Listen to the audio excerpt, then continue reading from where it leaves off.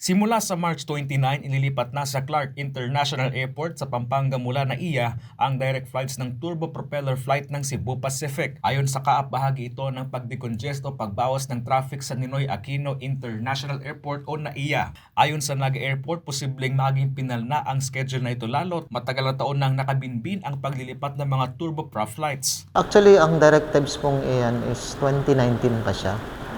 So nagkaigwa lang ng mga reconsideration sa part kang ibang airlines na makonsider pa mangira-rise yun na makakuha ng slot sa NAIA. According po, kan nag-meeting kami with the top management ng Cebu Pacific, magiging permanent schedule na talaga siya. Noong nakaraang taon nang iapilan ni Noy Governor Luigi Villafuerte ang paglilipat ng turbopropeller flights mula NAIA patungong Clark dahil sa posibleng maging epekto nito sa iba't ibang sektor sa probinsya. Muling dumulog si ngayon Governor El Rey Villafuerte sa kaapat DOTR na ipagpaliban muna ang paglilipat ng propeller flights at ipalipasin muna ang papalapit na summer season.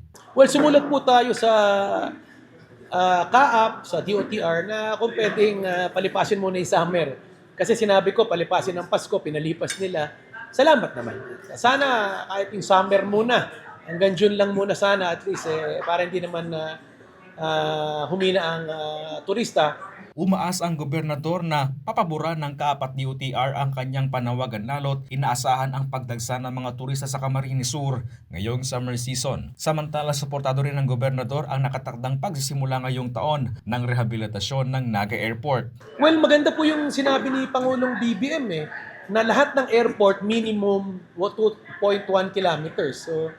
So asahan po natin na minimum 2.1 yan. Pero ako ilalaban ko 2.5 kilometers.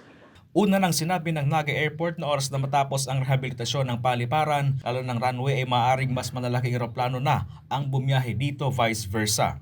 Chris Novello, CSN.